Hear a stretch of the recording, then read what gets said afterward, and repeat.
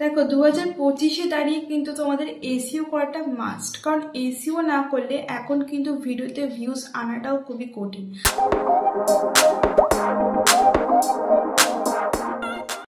Hello everyone, welcome back to my channel. আজকে আবারও হাজির হয়ে গেছি তোমাদের সামনে একটা নতুন ভিডিও নিয়ে। তো তোমাদের ভিডিওতে যদি 5টা থেকে 15টা ভিউজ আসার পর ভিডিওতে যদি ভিউজ আসা বন্ধ হয়ে যায়, তখন তোমরা কি করবে? আমি যে কাজটা করে থাকি আজকে আমি তোমাদের সাথে সেটাই শেয়ার করছি, এবং তোমরা এটা অবশ্যই অ্যাপ্লাই করে দেখতে পারো। এতে কিন্তু তোমরা অনেক ভালো রেজাল্ট পাবে। তো চলো ভিডিওটা শুরু করা যাক। আর বেশি কথা বাড়াচ্ছি না। আর যদি তোমরা আমার সাথে কন্ট্যাক্ট করতে চাও তোমাদের চ্যানেলের যে কোনো প্রবলেম নিয়ে, চ্যানেলের রিলেটেড, তো তোমরা অবশ্যই আমাকে কন্ট্যাক্ট করতে পারো। আমার ফেসবুক আইডি রয়েছে, তো চলো ডেসক্রিপশন বক্স থেকেই তোমরা কিন্তু সেটা পেয়ে যাবে।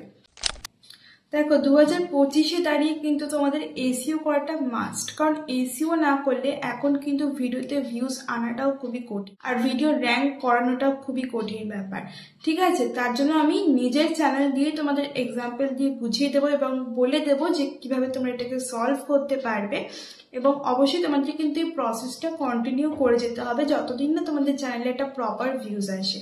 ঠিক আছে, তারপরে কন্টিনিউ করার কোনো প্রয়োজন নেই। দেখো ওয়াইটি স্টুডিওটা ওপেন করলাম। ওয়াইটি স্টুডিওটা ওপেন করার পর আমি কিন্তু চলে যাচ্ছি এই কন্টেন্ট সেকশানে। কন্টেন্ট সেকশানে যাওয়ার পর আমি এখানে চলে এসেছি ভিডিওসে, ভিউ অলে ক্লিক করলাম। দেখো এখানে কিন্তু আমার এই সব হচ্ছে ভিউজ। ঠিক আছে, কিছু কিছু ভিডিওতে কিন্তু ভিউজ আসার পর থেমে গেছে, যেমন এই ভিডিওটা তোমাদের বলে দিচ্ছি। যে কোনো ভিডিওতেই কিন্তু তোমরা এই কাজটা করতে পারো। ধরো আমি লাস্ট ভিডিওটাই ধরে নিলাম। এখানে তোমরা কি করে বুঝবে? চলে যাবে ভিডিও পারফরমেন্সে।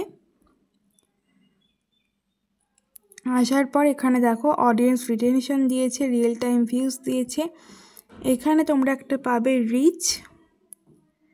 রিচ অপশনে যাওয়ার পর দেখো এখানে লেখা আছে অনেকগুলো যে কোথা থেকে ভিডিওগুলো মানুষজন দেখেছে। Browse feature, YouTube search, suggested videos, channel pages থেকে। ঠিক আছে, ইউটিউব সার্চ আইটেমসেও কিন্তু এটা এসছে। ঠিক আছে, তারপরে দেখো এখানে কন্টেন্ট সাজেস্টিং দিস ভিডিও।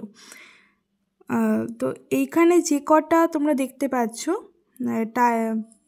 ভিডিওর টাইটেল রয়েছে, এই সব কটাকে তোমরা কপি করে পেস্ট করে দেবে তোমাদের ডেসক্রিপশন বক্সে। ঠিক আছে, ডেসক্রিপশন বক্সে তোমরা কিন্তু পেস্ট করে দেবে এই সব কটা।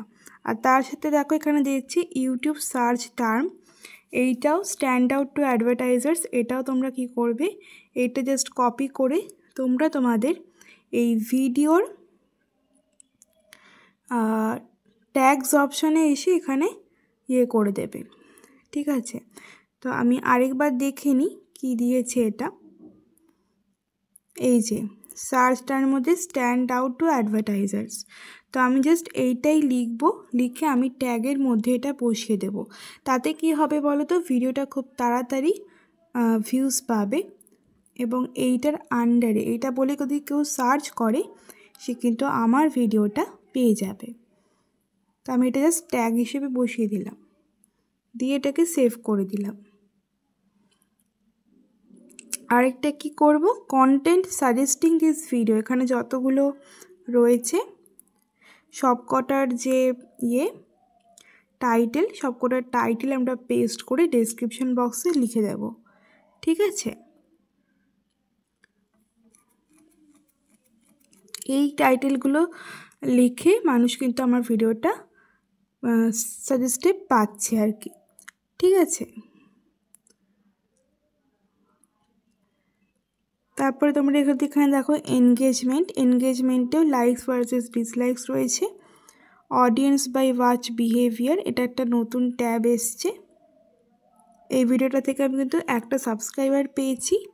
ভিউয়ার্স অলসো ওয়াচ, এখানে দেখো কি কি দিয়েছে, এইগুলো দেখে আর কি।